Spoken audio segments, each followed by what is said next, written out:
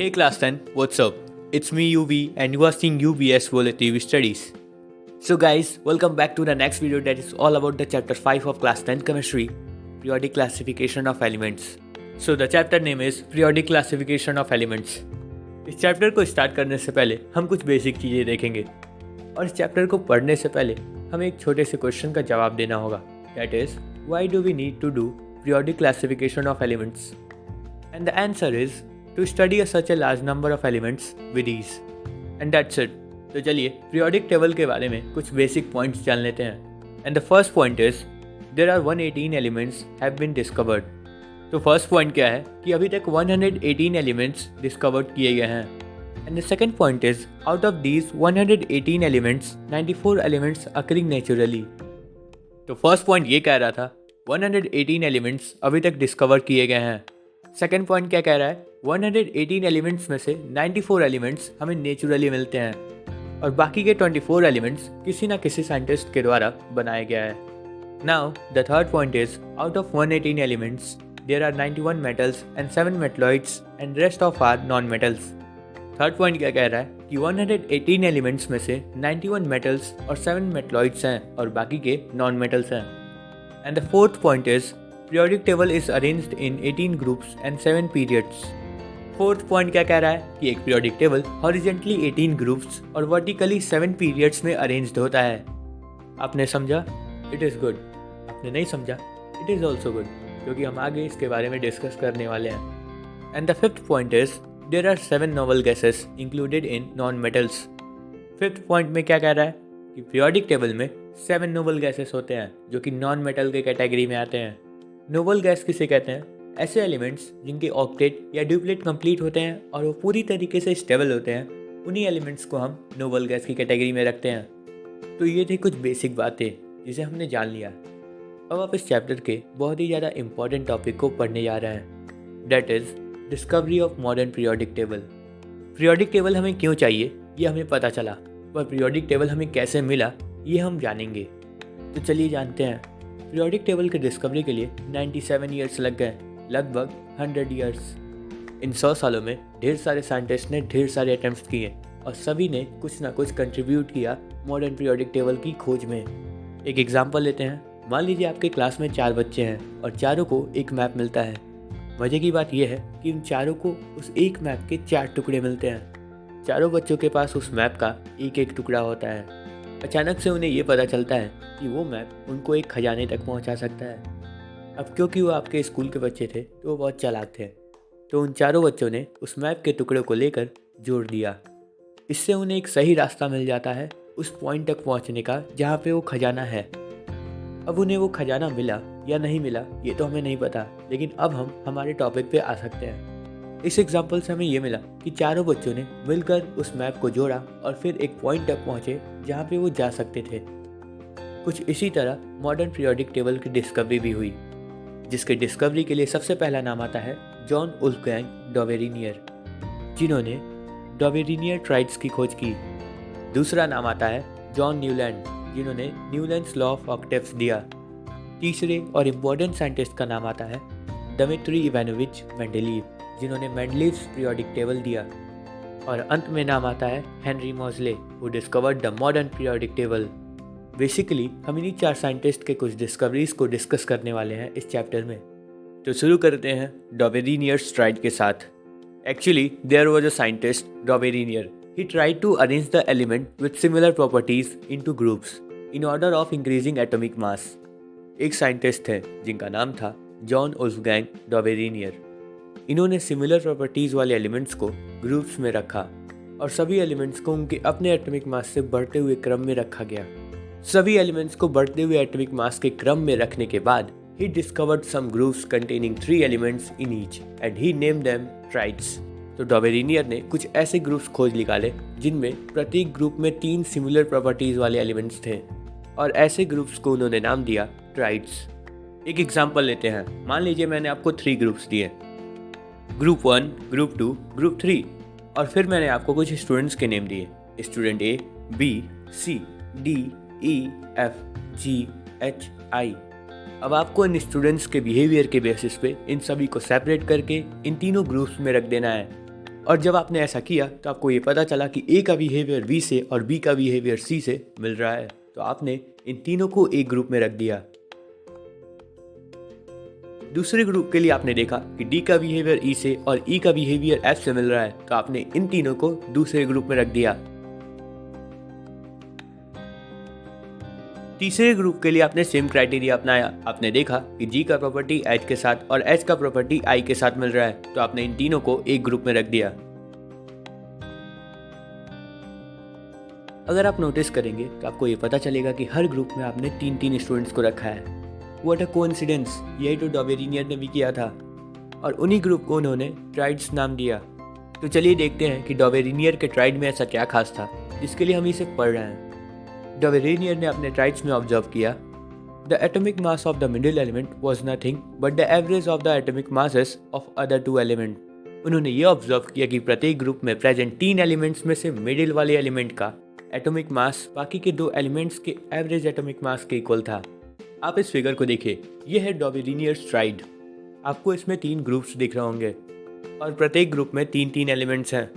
डॉबेरिनियर की ऑब्जर्वेशन को याद करते हुए हम पहले वाले ग्रुप को देखते हैं। तो डॉबेरिनियर ने क्या कहा था कि पहला वाला एलिमेंट यानी कि लिथियम और लास्ट वाला एलिमेंट यानी कि पोटेशियम, इन दोनों के एटॉमिक मास को प्लस करके और 2 से डिवाइड कर दें तो हमें मिल जाएगा इन दोनों एलिमेंट्स का एवरेज एटॉमिक मास, जो कि सोडियम के एटॉमिक मास के इक्वल होगा। इसी तरह हम दूसरे वाले ग्रुप में कैल्शियम और बेरियम का एवरेज एटॉमिक मास निकालते हैं तो हम देखेंगे कि इन दोनों एलिमेंट्स का एवरेज एटॉमिक मास मिडिल वाले एलिमेंट यानी कि स्ट्रोंटियम के एटॉमिक मास के इक्वल होगा। और यही तो डॉबेरिनियर ने भी कहा था, the atomic mass of the middle element was nothing but the average of the atomic masses of two other elements. तो चलिए इसी स्टेटमेंट में हम कुछ ऐसे क्वेश्चन सॉल्व कर लेते हैं जो सीधा सीधा आपके बोर्ड एग्जाम से रिलेट करेंगे। तो पहला क्वेश्चन है, अगर आपको लिथियम का एटॉमिक मास 6.9 दे दिया जाए और पोटेशियम का एटॉमिक मास 39, तो आपको बताना है सोडियम का एटॉमिक मास। तो हम देख पा रहे हैं कि ये तो डॉबेरिनियर ट्राइड्स के एलिमेंट्स हैं। तो हम सोडियम का एटॉमिक मास फाइंड करने के लिए लिथियम और पोटेशियम का एवरेज एटॉमिक मास फाइंड कर लेंगे, जो कि इक्वल होगा सोडियम के एटॉमिक मास के, राइट। तो चलिए हम फाइंड करते हैं। एवरेज एटॉमिक मास का फॉर्मूला है sum of atomic masses upon 2।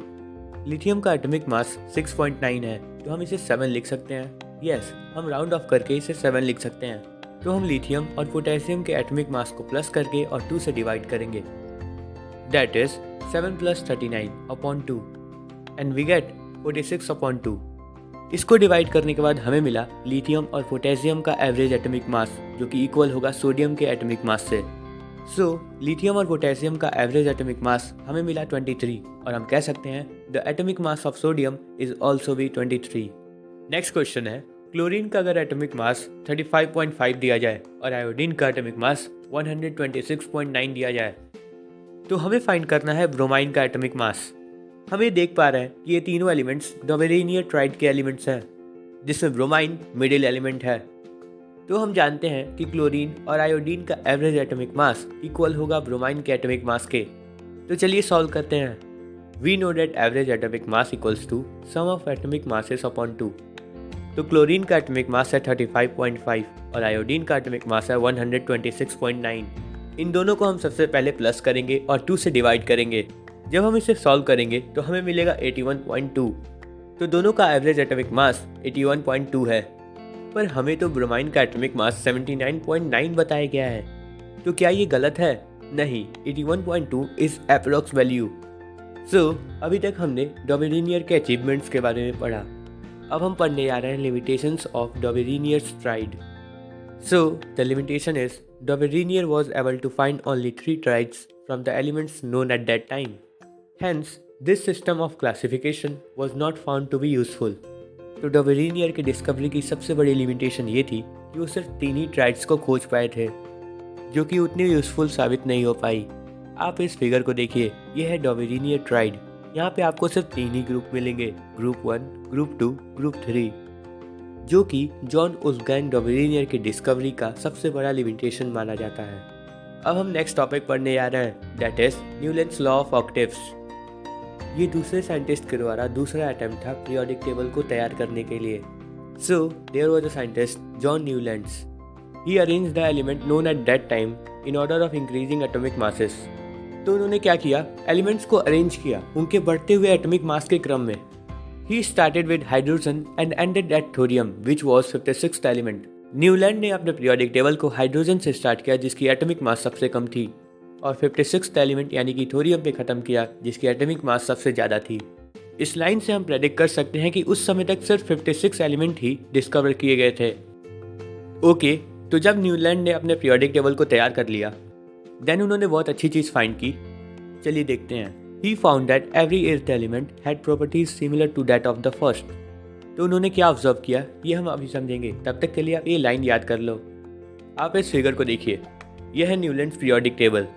एक बार फिर न्यूलैंड्स की ऑब्जर्वेशन को दोहराते हैं। He found that every earth element had properties similar to that of the first.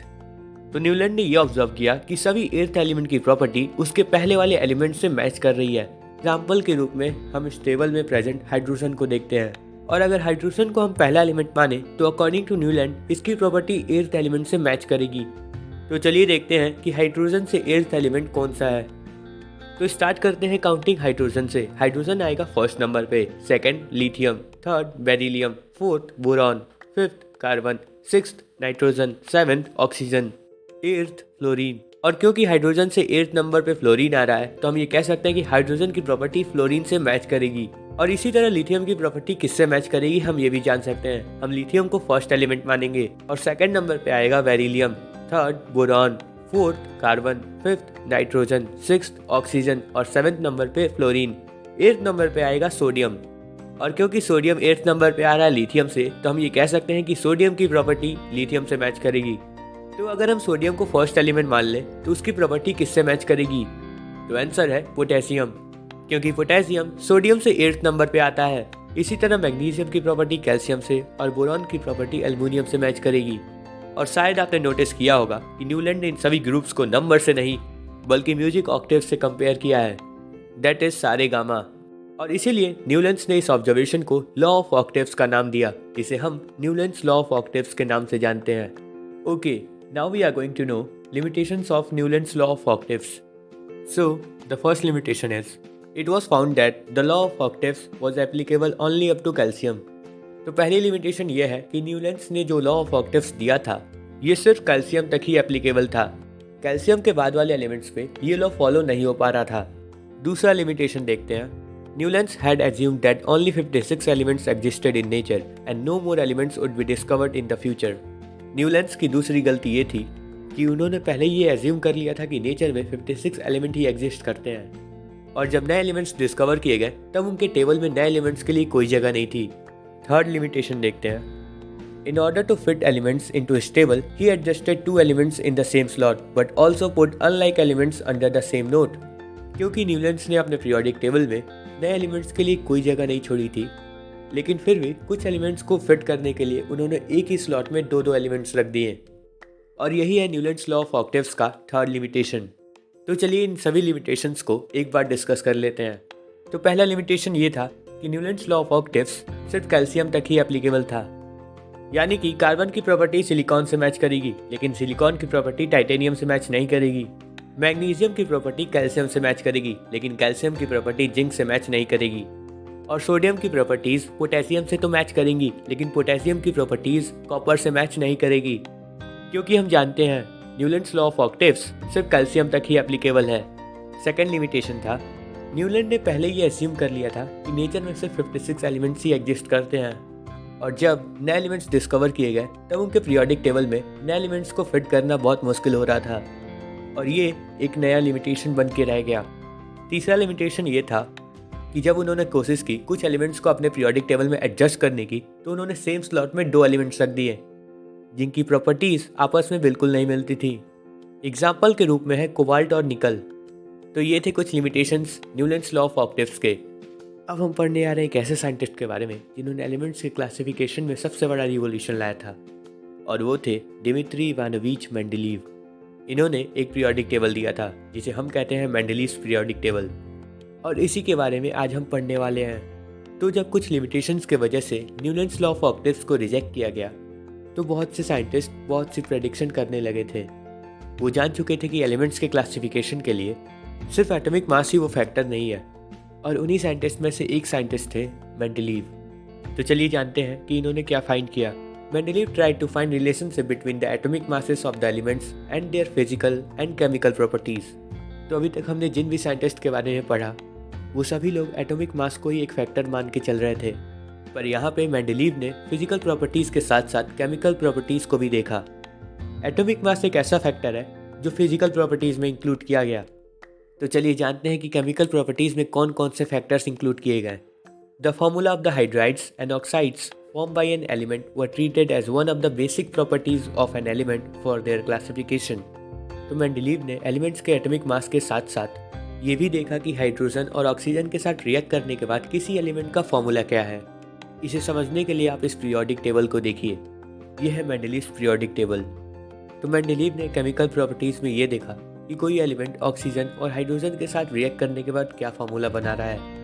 तो क्या आपको इस पीरियोडिक टेबल में कुछ फॉर्मूले दिख रहे हैं, जैसे कि R2O, RH, RO, RS2 etcetera? जी हाँ, तो यही है वो फॉर्मूले जिसके बारे में मेंडलीव बात कर रहे थे। यहाँ पे हम R की जगह कोई भी एलिमेंट रख सकते हैं, और अगर हम यहाँ पे पहले वाली ग्रुप की बात करें, जैसे कि hydrogen, lithium, sodium, potassium etcetera, सारे ग्रुप 1 वाले एलिमेंट्स अगर ऑक्सीजन के साथ रिएक्ट करेंगे तो वो एक जैसा फॉर्मूला बनाएंगे, और हाइड्रोजन के साथ रिएक्ट करेंगे तो एक जैसा फॉर्मूला बनाएंगे।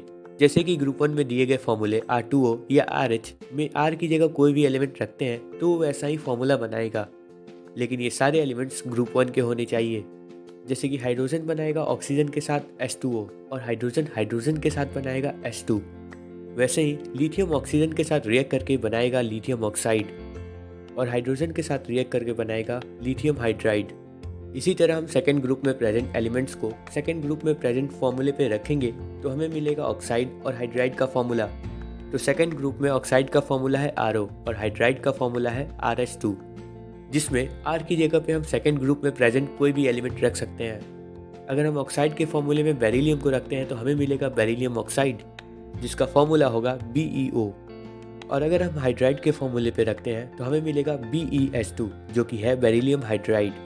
तो यहाँ पे हमने देखा कि सभी ग्रुप्स में अलग अलग हाइड्राइड और ऑक्साइड के फॉर्मूले हैं। किसी ग्रुप में ऑक्साइड का फॉर्मूला R2O है तो किसी ग्रुप में R2O3, और किसी ग्रुप में हाइड्राइड का फॉर्मूला RH2 है तो किसी ग्रुप में RH4। और जिस तरह का फॉर्मूला कोई भी एलिमेंट ऑक्सीजन या हाइड्रोजन के साथ रिएक्ट करने के बाद बनाता, मेंडलीव उसे उसी ग्रुप में रख देते। जब मेंडलीव ने इस तरह एलिमेंट्स को अरेंज किया तो उन्होंने एक बात ऑब्जर्व की। चलिए जानते हैं। सो it was observe that there occurs a periodic reoccurrence of elements having similar physical and chemical properties। तो जब मेंडलीव ने एलिमेंट्स को उनके फॉर्मूले और एटॉमिक मास के बेसिस पे अरेंज किया तो उन्होंने ये ऑब्जर्व किया कि कई एलिमेंट्स की फिजिकल और केमिकल प्रॉपर्टीज कुछ इंटरवल्स पे रिपीट हो रही हैं, और मेंडलीव ने इन्हीं सिमिलर फिजिकल और केमिकल प्रॉपर्टीज वाले एलिमेंट्स को सेम ग्रुप में रख दिया। यानी कि हम ये कह सकते हैं कि ग्रुप 1 में पाए जाने वाले सभी एलिमेंट्स की प्रॉपर्टीज एक दूसरे से मैच करेगी। वैसे ही ग्रुप 2 वाले एलिमेंट्स की फिजिकल और केमिकल प्रॉपर्टीज ग्रुप 2 वाले एलिमेंट्स से मैच करेगी, और पीरियोडिक टेबल में सभी ग्रुप्स और एलिमेंट्स इसी बेसिस पे क्लासिफाई किए गए हैं। तो यहाँ पे हमने जाना कि कुछ एलिमेंट्स की प्रॉपर्टीज कुछ इंटरवल्स पे रिपीट हो रही थी, जिसे periodicity of properties of elements कहते हैं, जिसका मतलब होता है repetition of properties after certain intervals. और इसी periodicity of properties of elements के बेसिस पे मेंडलीव ने एक लॉ दिया जो कहता है the properties of elements are the periodic function of their atomic masses. यानी कि पीरियोडिक टेबल में रखे गए सभी एलिमेंट्स के प्रॉपर्टीज में चेंजेस तो होंगे, लेकिन वो पीरियोडिकली चेंजेस होंगे जो डिपेंड करेगा एटॉमिक मास पे। And that's it. Now we are going to know achievements of Mendeleev's periodic table. पहला अचीवमेंट तो ये था कि it could classify all the elements discovered at that time, कि उस समय तक जो भी एलिमेंट्स डिस्कवर किए गए थे उन सारे एलिमेंट्स को मेंडलीव ने अपने पीरियोडिक टेबल में क्लासीफाई किया था। 1871 तक 63 एलिमेंट ही डिस्कवर किए गए थे, और ये सारे एलिमेंट्स मेंडलीव के पीरियोडिक टेबल में फिट हो गए थे। ओके, तो दूसरा अचीवमेंट देखते हैं। तो मेंडलीव का दूसरा अचीवमेंट था उनका प्रेडिक्शन। उनका प्रेडिक्शन ये कैसे, आइए जानते हैं। तो मेंडलीव ने इस बात की प्रेडिक्शन कर दी थी कि अभी भी कुछ एलिमेंट्स हैं जिनको डिस्कवर करना भी बाकी है। प्रेडिक्शन करने के साथ साथ उन्होंने उन एलिमेंट्स की एटॉमिक मास, उनका प्लेस, यहाँ तक कि उनसे बनने वाले ऑक्साइड के फॉर्मूले तक बता दिए। आप इस फिगर में इन गैप्स को देखिए। ये गैप्स मेंडलीव के इंटेलिजेंस के प्रूफ हैं। ये गैप्स मेंडलीव ने उन एलिमेंट्स के लिए छोड़े थे जिन एलिमेंट्स की फ्यूचर में डिस्कवरी होने की उन्होंने प्रेडिक्शन की थी। बस एक चीज़ की कमी थी और वो है उन एलिमेंट्स का नाम। क्योंकि वो एलिमेंट्स अभी तक डिस्कवर नहीं हुए थे तो उनका कोई डेफिनेट नेम नहीं था। इसलिए मेंडेलीव ने उनको सब्स्टिट्यूट नेम दे दिया था तब तक के लिए जब तक वो एलिमेंट्स डिस्कवर नहीं हो जाते। पहले वाले एलिमेंट को उन्होंने नाम दिया एका बोरॉन, दूसरे वाले एलिमेंट को उन्होंने नाम दिया एका एल्यूमिनियम, तीसरे वाले एलिमेंट को उन्होंने नाम दिया एका सिलिकॉन। एका बोरॉन का मतलब है बोरॉन से एक स्टेप नीचे, एका एल्यूमिनियम का मतलब है एल्यूमिनियम से एक स्टेप नीचे, एका सिलिकॉन का मतलब है सिलिकॉन से एक स्टेप नीचे। और मेंडेलीव के इसी प्रेडिक्शन से हमें कुछ नए एलिमेंट्स मिले। एका बोरॉन की जगह हमें मिला स्कैंडियम, एका एल्यूमिनियम की जगह हमें मिला गैलियम, एका सिलिकॉन की जगह जर्मेनियम। और मेंडेलीव की पीरियोडिक टेबल में आज हम उन्हें देख सकते हैं। तो ये था मेंडेलीव का दूसरा अचीवमेंट। तो आइए जानते हैं मेंडेलीव का तीसरा achievement. So when novel gases were discovered they could be placed in a new group without disturbing the existence order. तीसरा अचीवमेंट क्या था? जब नोवेल गैस डिस्कवर हुए तब मेंडेलीव के पीरियोडिक टेबल के सीक्वेंस में कोई भी डिस्टर्बेंस नहीं आया, बल्कि नोवेल गैस को एक नया ग्रुप मिल गया। तो तीसरा अचीवमेंट ये था कि नोवेल गैस के लेट डिस्कवरी के बाद भी बिना किसी डिस्टर्बेंस के मेंडेलीव के पीरियोडिक टेबल में फिक्स हो गया। तो चलिए देखते हैं fourth achievement. It help in the correction of atomic masses of some elements like gold, beryllium etcetera. तो मेंडेलीव ने गोल्ड, बेरिलियम, इंडियम जैसे एलिमेंट्स के एटॉमिक मास के करेक्शन में हेल्प किया था।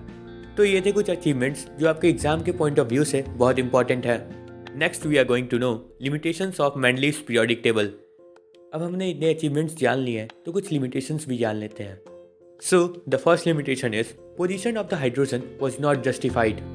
एक्चुअली हाइड्रोजन की प्रॉपर्टी पहले ग्रुप में प्रेजेंट सभी एलिमेंट्स से मिल रही थी, लेकिन हाइड्रोजन की प्रॉपर्टी 7th ग्रुप वाले एलिमेंट से भी मिल रही थी और इसीलिए हाइड्रोजन को कहाँ रखा जाए ये जस्टिफाई कर पाना बहुत मुश्किल था। मेंडेलीव के पीरियोडिक टेबल में फर्स्ट ग्रुप वाले एलिमेंट्स को हम एल्कली कहते हैं और 7th ग्रुप वाले एलिमेंट्स को हम हेलोजेंस कहते हैं। अगर हम पहले वाले लिमिटेशन को सम अप करें तो हम ये कह सकते हैं क्योंकि हाइड्रोजन एल्कली और हेलोजन दोनों के प्रॉपर्टी को फॉलो कर रहा था, इसलिए उसे किस ग्रुप में रखा जाए ये जस्टिफाई कर पाना बहुत मुश्किल था।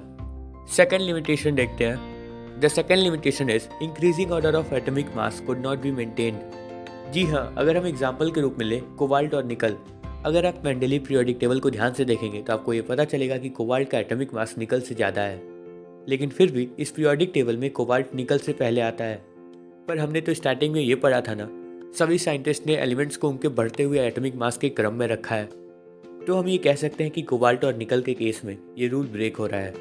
इसका एक और एग्जाम्पल है टेलोरियम और आयोडीन, जिसमें टेलोरियम का एटॉमिक मास आयोडीन से ज़्यादा है, लेकिन फिर भी मेंडेलीव पीरियोडिक टेबल में टेलोरियम आयोडीन से पहले आता है। ओके, थर्ड लिमिटेशन देखते हैं। Atomic masses do not increase in the regular manner in going from one element to the next, so it was not possible to predict how many elements could be discovered between two elements.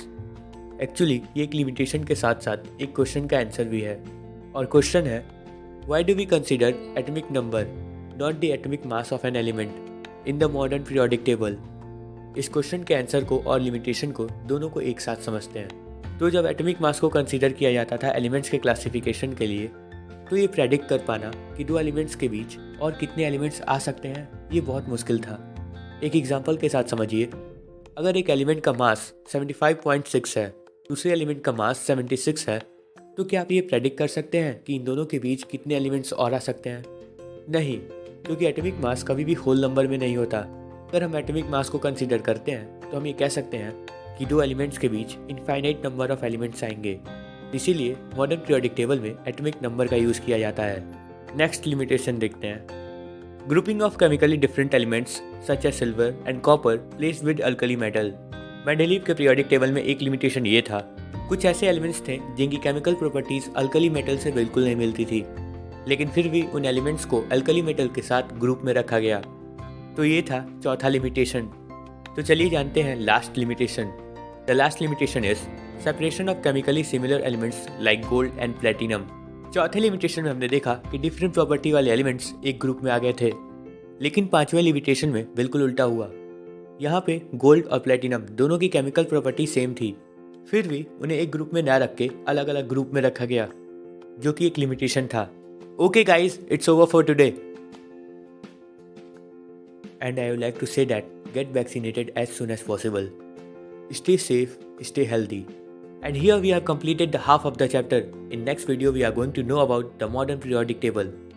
So for the next video, subscribe UV Studies and press the bell icon. If you liked it, then like, share, comment, and then whatever you want to do you can do, man. But don't trouble your studies, okay?